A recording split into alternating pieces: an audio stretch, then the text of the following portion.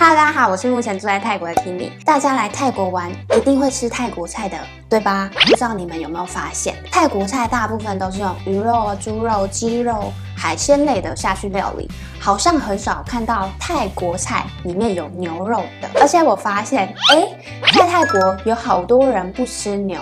以前在台湾，身边不吃牛的朋友，可能是因为家里以前种田，或是算命的说不能吃的那种。但发现，在泰国原因竟然跟我们不一样。今天呢，就来聊聊泰国到底什么时候开始不吃牛肉的呢？我也统整了7个原因，为什么泰国人不吃牛肉。先把时间拉回到大概40年前的泰国，其实一开始有很多小吃店、餐厅都有卖牛肉，尤其是在曼谷耀华丽路中国城那一带。牛肉饭、牛肉汤、牛肉炒饭、牛肉烩饭、牛肉炒面、牛肉汤。哦，不过还是没有牛肉面了。总而言之，40几年前的泰国几乎有80%以上的店都有卖牛肉类的小吃。不过就在1985年，泰国有一部超夯的连续剧，据说影响力非常大。故事呢，在说古代有一个非常容易暴怒的国王，他一直很想要有一个儿子来继承王位，拼命生，努力生，就是生不出儿子，只生了3个女儿。而这个最小的3女儿，我们叫她小公主好了，个性刚好跟爸爸完全相反，心地善良又很聪明，还会帮爸爸策划国家大事。不止这些，她最大的兴趣是帮助别人。那就在小公主差不多到了可以嫁人的年纪了，国王就觉得，是时候该把小公主嫁掉了，准备帮她物色一些好的对象。但是小公主不要就是不要，要嫁你自己去嫁啦！我要去庙里修行。国王一听到就整个暴怒，不想嫁人就算了，还说你要去修行，有没有搞错啊？你从小我一把屎一把尿的把你拉拔长大，你就凭你一般人的苦难，你有办法体会吗？还想去修行？好，现在冬天，你有办法把这片山种满了鲜花，林肥就让你去修行。没想到爸爸气头上的话，小公主真的去了。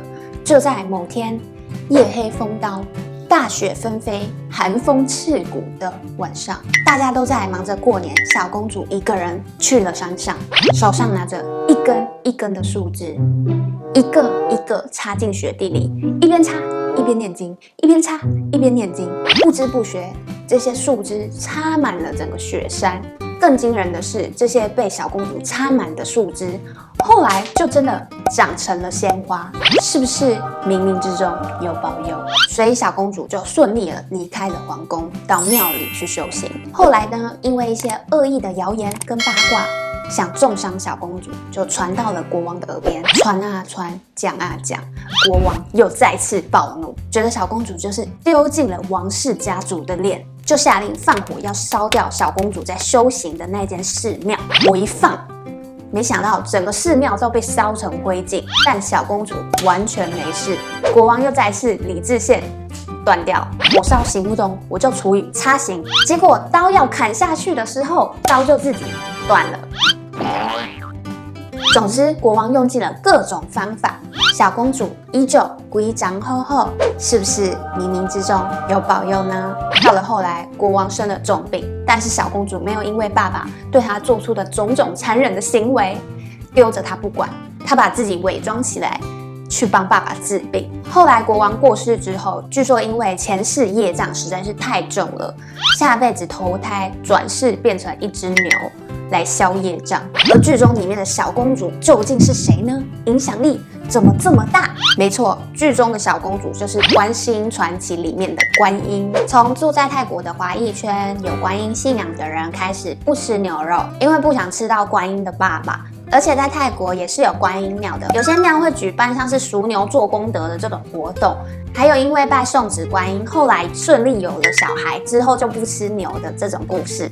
也有老一辈的泰国华裔觉得，牛是很神圣的动物，吃牛会运气不好。还有一个传说是观音女神打从娘胎就没有吃过肉，就是一个纯素食主义者，那就更不可能吃牛肉啦。我自己啦有遇过不吃牛做的超彻底的一个同事，不吃牛肉，不喝牛奶、鲜奶油、yogurt，只要是跟牛有扯上关系的，通通不吃，超级严格的那一种。但是很少泰国人做的这么彻底啦。随着吃牛肉的人越来越少，那牛肉小吃店的生意就会做不起来了嘛。慢慢的有在卖牛肉类的小吃店也就越来越少了。那这些全部都是泰国人对于观音女神的信仰跟尊重。除了这个观音的信仰之外，我还有听过另外5个为什么泰国人不吃牛肉的原因。我家人没吃他们吃什么我就吃什么啊，我妈又没煮，她没煮我也没有特别想要吃因为宗教习俗的关系啊，所以我不吃牛。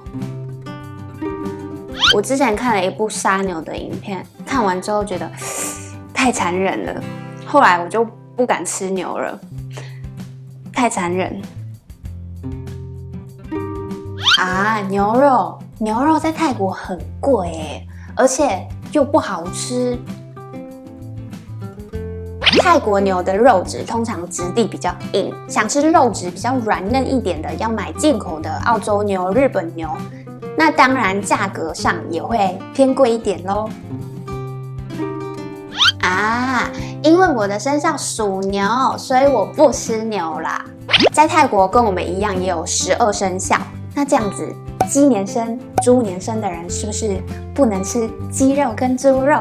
等一下，你是不是在想，那这样子我去泰国是不是就不能吃牛肉啦？不，当然可以。在泰国除了纯泰国人，还有来自不同国家的人，还有很多不同的种族，还是有可以吃得到牛肉的小吃店跟餐厅啦。当然也还是有喜欢吃牛肉的泰国人啊。虽然大部分泰国人都是信仰佛教，但是没有严格规定不能吃肉。像我们这种一般人，甚至是和尚，都可以吃肉的，所以大家不要担心在泰国吃不到牛肉哦。好啦，以上就是为什么很多泰国人不吃牛的7个原因。你还有没有听过其他不吃牛的原因呢？欢迎在下面分享给我哦。喜欢我的影片，别忘了按赞，分享给你更多的朋友知道为什么泰国人不吃牛的原因哦。也别忘了订阅，开启小铃铛。那 Kimi 握手，我们下个礼拜6见喽，拜拜。